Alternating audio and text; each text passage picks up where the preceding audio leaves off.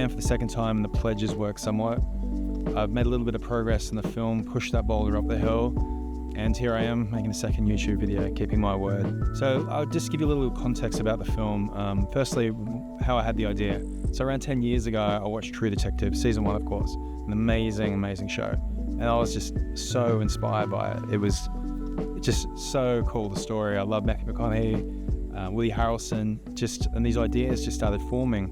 And I had this this phrase in my head, it was like bated breath, which means to wait anxiously or eagerly on something.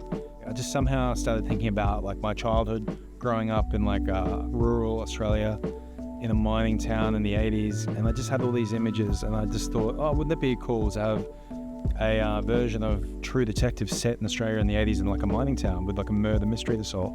And so I guess that's where the idea kind of started. From there, I just had these ideas of characters and people, and essentially from that 10-year point, I just slowly started making the story. And let me share a little bit what the story is. I'll have to read it because I just can't really summarize it as succinct as I'd like to.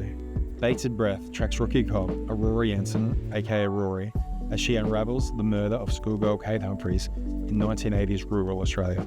3 decades later, Rory revisits the case in a newspaper interview, coinciding with a book release. A new murder has surfaced, potentially connecting to the original case, challenging Rory's former senior partner's dismissed theory. Now Rory grapples with pursuing new evidence that may tarnish her career legacy by implicating her initial suspect. Okay, so that's it in a nutshell. Obviously there's loads more. Basically the film is a redemption story. And in the coming episodes I'll share more about setting, place, characters, my inspiration, the references, and hopefully the production schedule or anything like that. But that's it for this episode. I know it's short. My pledge for next episode is that I'll finish the second draft. That's hopefully the goal till then. Thank you for watching. I really appreciate it. And please hold me to it. Thanks.